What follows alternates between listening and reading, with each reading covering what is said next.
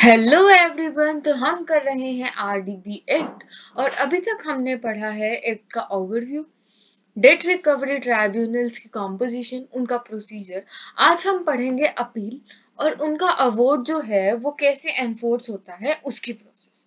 सबसे पहले सेक्शन 20 हमें प्रोवाइड करता है फॉर द अपील। ये कहता है कि जो भी अग्रीव्ड पार्टी है by the decision of the tribunal वो 30 डेज के अंदर अंदर विद फी जो भी प्रेस्क्राइब्ड है एज पर द डेट, जो भी फी जो है वो डिसाइड की गई है। ये हमने पढ़ा था सेक्शन 19 के सब क्लोज 4 में, जब हमने पढ़ा था कि प्रोसेस कैसे होगा, प्लेंट कैसे होगी, इसके बाद रिटर्न स्टेटमेंट आनी थी। ठीक है, तो फी होगी 30 डेज से ज्यादा टाइम दिया जा सकता है। कब? इफ सफिशिएंट कोज, अगर कुछ ऐसी बात है, कोई ऐसी नेसेसिटी है, इमरजेंसी है, तब ये दिया जा सकता है। No appeal if by consent. अब इसका क्या मतलब है? अब मान लो एक ट्राइब्यूनल है, ठीक है, ट्राइब्यूनल ने कोई भी डिसीजन दिया। अब वो जो डिसीजन है उस पर सपोज कि जो सब पार्टीज है वो उस डिसीजन पर कंसेंट अपनी दे रही है, ठीक है।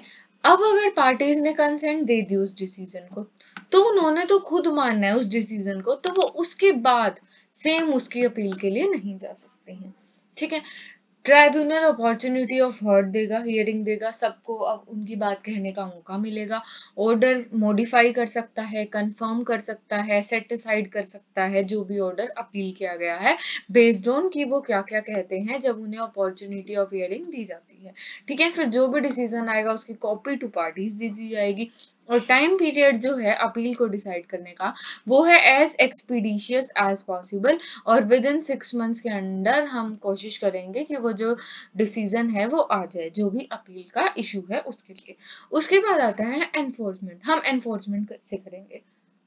सबसे पहले अब देखो डिसीजन आ गया, अब सीपीसी में भी क्या होता है, एक डिग्री आ गई, जजमेंट आ गई, कुछ भी आ गया, उसके बाद उसे एनफोर्समेंट कराना पड़ता है। अब इसमें भी अवॉर्ड आ गया, ठीक है, अपील होगी, फाइनल स्टेप है एनफोर्समेंट कराना।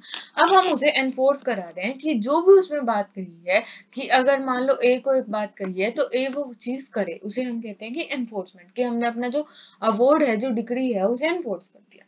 सबसे पहले modes of recovery of debt क्या है, ये हम बताए गए हैं सेक्शन 25 में। ये कहता है that recovery officer on receipt of copy of certificate, एक सर्टिफिकेट दिया जाता है अंडर सेक्शन 22।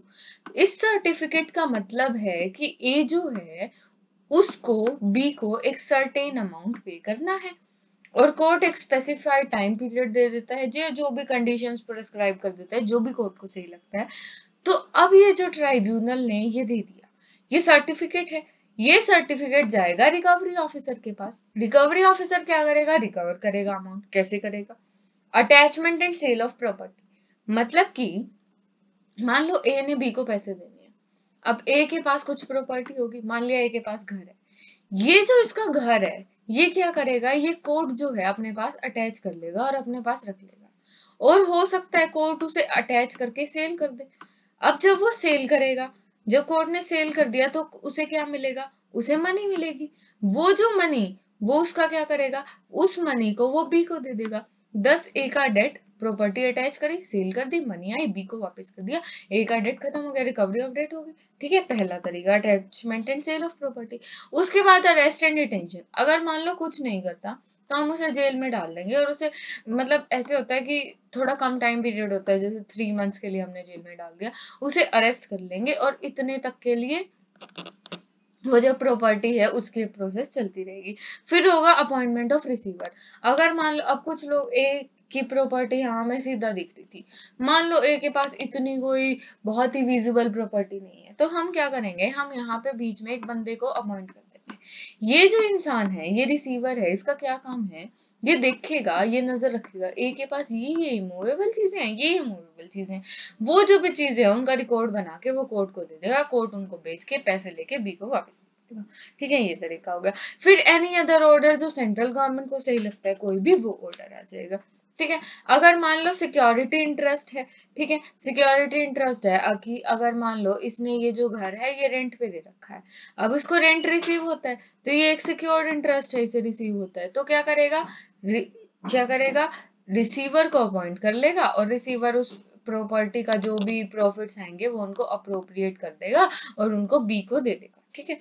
उसके बाद validity of certificate and amendment, हम बताएंगे कि ये जो हमें सर्टिफिकेट मिला है क्या ये वैलिड है, और अगर ये वैलिड मतलब इसको चेंज कर सकते हैं, अगर चेंज कर सकते हैं तो इसकी अमेंडमेंट का प्रोसीजर क्या होगा, ये बातें हमें बताता है सेक्शन 26।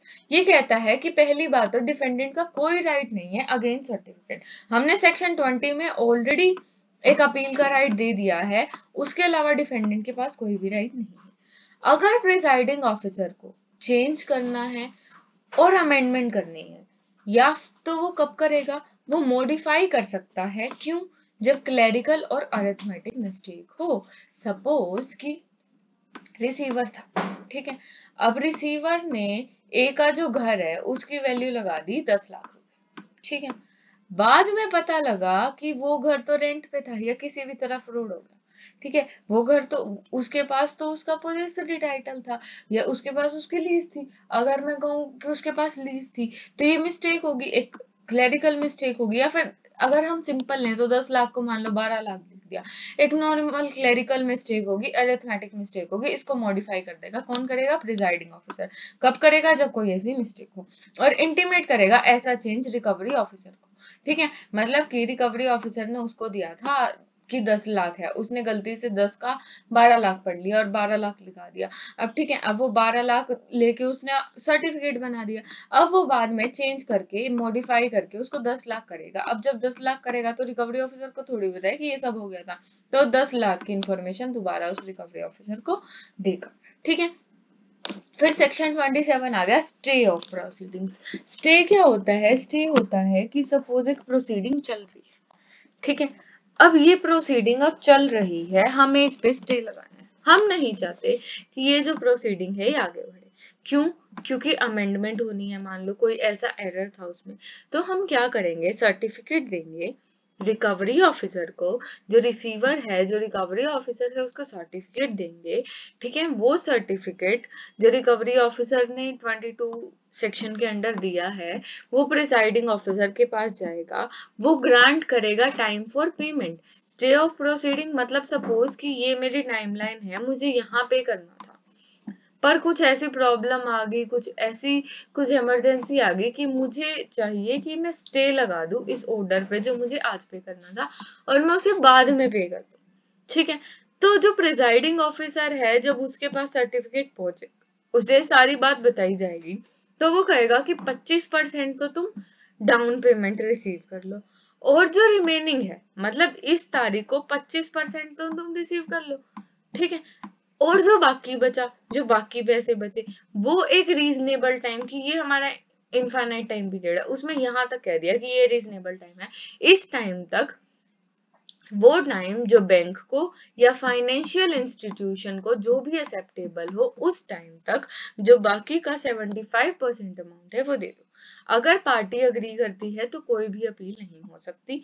अगर डिफॉल्ट हो जाता है, इसमें भी डिफॉल्ट हो गया, इसने 25% नहीं पे किया या रीजनेबल टाइम के बाद इस टाइम तक इसने 75% नहीं पे किया, तो हम क्या कर सकते हैं, तो हमारे पास स्टेप्स टू रिकवर हैं, वही जो हमने सेक्शन 25 में पढ़े थे कि प्रॉपर्टी अटैच कर लो, अरेस्ट कर लो, रिसीवर लगा दो, सेंट्रल गवर्नमेंट जो भी करे वो कर लो, ठीक है। उसके बाद अदर मोड्स। अब सेक्शन 19 सब सेक्शन 7 में हमें सेट ऑफ बताया था कि जो सेट ऑफ है वो कर सकते हैं। सेट ऑफ मैंने पहले भी बताया था कि अगर मान लो ए ने बी को 1000 रुपए देने हैं और बी ने ए को देने हैं 500 रुपीज, तो ए क्या करेगा, ए बी को इन दोनों का अमाउंट सेट ऑफ करके ए बी को कितने दे देगा, 500 देगा, ठीक है। तो पहला तरीका है सेट ऑफ कर लेना दोनों के बीच में, अगर उसने बैंक को कुछ देना है या बैंक ने उसको उनको सेट ऑफ कर ले। उसके बाद सेक्शन 25 में हमें मोड्स बताए हैं, उसके बाद दूसरे मोड्स हमें बताए हैं सेक्शन 28 में जिन्हें हम कहते हैं अदर मोड्स। तो अब हम देखते हैं वो अदर मोड्स क्या हैं।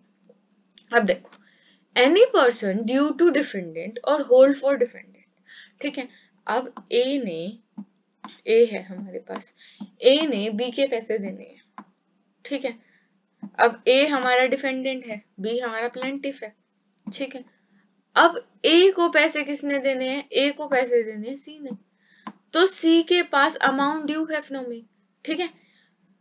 तो सी क्या करेगा, सी बैंक को दे देगा, ठीक है, सी दे देगा, बैंक के बजाय सी कोर्ट को दे देगा, ठीक है। बी हमारा बैंक था, ठीक है, सी ने कोर्ट को दे दी, कोर्ट बैंक को दे देगी, ठीक है, ये चीज है कि ए को पैसे देने थे, सपोज 10 लाख रुपए देने थे, ठीक है, ए ने बी को भी 10 लाख देने थे, तो क्या करेगा, कोर्ट सी को कहेगा कि जो तुझे 10 लाख ए को देने थे वो तू मेरे को दे दे।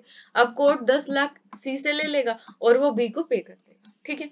अब इसका प्रोसेस हमें सेक्शन 28 में बताया है, ये बहुत बड़ा है, इसको मैंने यहाँ पे ब्रीफ में लिखा है। सबसे पहले रिटर्न नोटिस देगा, लिख के तो देना ही पड़ेगा भाई उसको, ठीक है, जॉइंटली वो दोनों मिलके पे करेंगे। नोटिस कहाँ जाएगा, जहां लास्ट रेजाइडेड था, उसे फॉलो करना ही पड़ेगा, वे नहीं कह सकता कि मैं तो ये कोई वापस करूंगा, उसे कोर्ट को ही देना पड़ेगा। अगर अगेंस्ट गया तो वॉइड हो जाएगा। इसकी वैलिडिटी कितनी है, वैलिडिटी इतनी है कि भाई मान लो कि ए को ही डेट देना है तो she steps into the shoes of A, ठीक है। अगर मान लो ऑब्जेक्ट करता है तो वो वैलिड है, ठीक है। अगर मान लो ऑब्जेक्ट कर रहा है, सी कहता है कि मैं तो 10 लाख पहले पे कर चुका हूँ, अगर ऑब्जेक्ट वैलिड है तो ठीक है, कोई दिक्कत नहीं है। पर अगर रॉन्ग है तो उसके पास वही same liability as a step into the shoes of a, liability as is होन, ऐसी लायबिलिटी है जैसे उसको खुद ही बी को पे करना हो, ठीक है। रिकवरी ऑफिसर अमेंड कर सकता है, वही हमने जो ऊपर वाले सेक्शन में पढ़ा, फिर फुल डिस्चार्ज हो जाएगा। इससे अगर 10 लाख दे दिए तो फुल डिस्चार्ज हो जाएगा। आफ्टर नोटिस लायबल, लायबिलिटी कब शुरू होती है, बिफोर नोटिस नहीं, जब एक बार नोटिस पहुंच गया, कहाँ पहुंच गया, लास्ट रेजाइडेड पे रिटर्न नोटिस पहुंच गया, तब वो होएगा। और अगर मान लो उसके बाद भी उसने नहीं किया तो डिफेंडेंट जो है, अगर ये फेल होता है नोटिस के बाद पे करने में, तो ये डिफेंडेंट होगा हमारे केस का, ठीक है। कोर्ट एंटायर पे कर देगा जितना भी अमाउंट है, अगर कम है या डेट के इक्वल है तो जो रिकवरी ऑफिसर है या फिर कंपनी है, कंपनी के लिए जो भी है, किसी इंसान का है या कंपनी का है, जो भी रिकवरी ऑफिसर है वो उनके एसेट्स डिक्लेयर कर देगा और जो रिमेनिंग अमाउंट था, जितना अमाउंट वो डेट से कम था, वो उससे रिकवर कर लिए जाएंगे, ठीक है। फिर उसके बाद डिस्ट्रीब्यूशन और सेल ऑफ मूवेबल प्रॉपर्टी कैसे होगी, एज पर आईटी एक्ट होगी, ठीक है। तो ये थी हमारी आज की वीडियो और इसी के साथ हमारा आरडीबी एक्ट खत्म होता है। ऐसी ही और वीडियोस के लिए बने रहिए। Thank you.